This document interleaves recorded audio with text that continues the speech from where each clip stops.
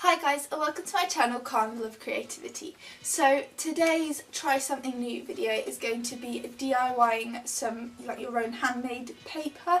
This is really good for making cards with, or just even wrapping, things like that.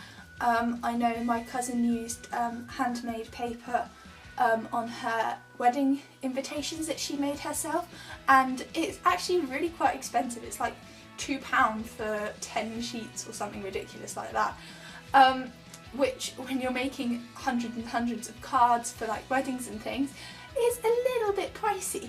So I'm going to show you how you can make it today and make it really simple and cost effective, and personalise it to however you want it, depending on what colours you want as well.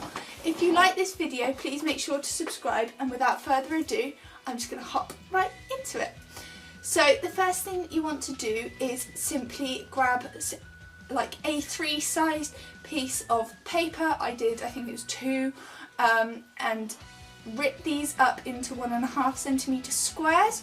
It doesn't really matter how big your squares are, if they're a little bit bigger or a little bit smaller, but you want to start by ripping all of these up into little pieces so that it's a bit like confetti.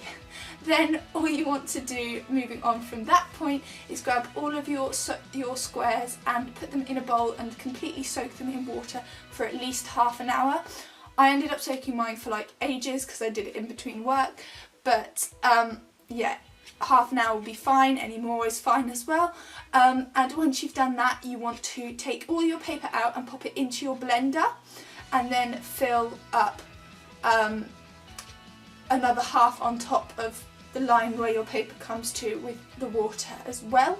Then you want to whiz this round to create your pulp and make sure that it comes out looking like smoother, I guess, like sort of porridge consistency, I'd say. Like as in looks like, obviously it'll be a bit runnier than that.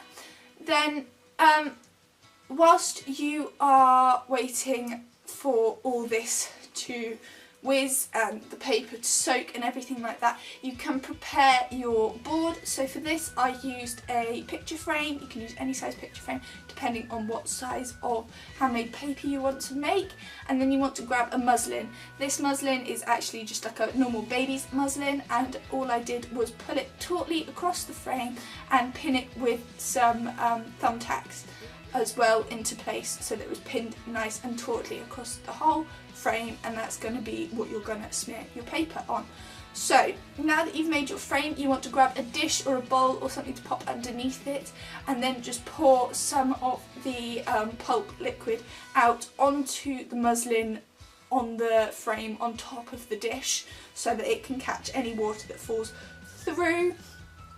So you want to pour it out, smooth it over as much as possible, and the water will drop through. Then you want to grab a sponge and pat this down to sort of compress your paper, so to speak. And this is the point where you want to sprinkle any sort of petals or dried flowers, or even, like, I don't know, I guess you could put some colouring in the pulp as well to make it a certain colour if you really wanted to, and then compress it with the sponge so that these added extra bits stay in place. Then you want to leave it for a bit to dry before grabbing some toweling or something, turning it upside down and knocking it out. Doesn't really knock out particularly well.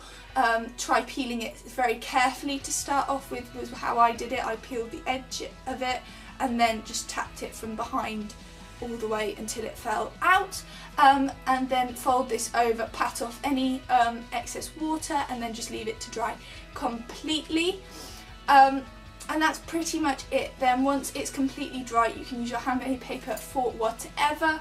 I used a little piece of it to make this greetings card, just as an example, and it turned out really nice. It's exactly the same sort of texture as other handmade papers, and I made it for a fraction of the cost. Like, I already had the A3 paper. The flowers were just things that I'd used for other DIYs, or you can find them in your garden. So this is basically really inexpensive DIY that you can pretty much do for nothing. So I hope you guys enjoyed this video. If you did, please make sure to subscribe, and I will see you all next time. Bye guys!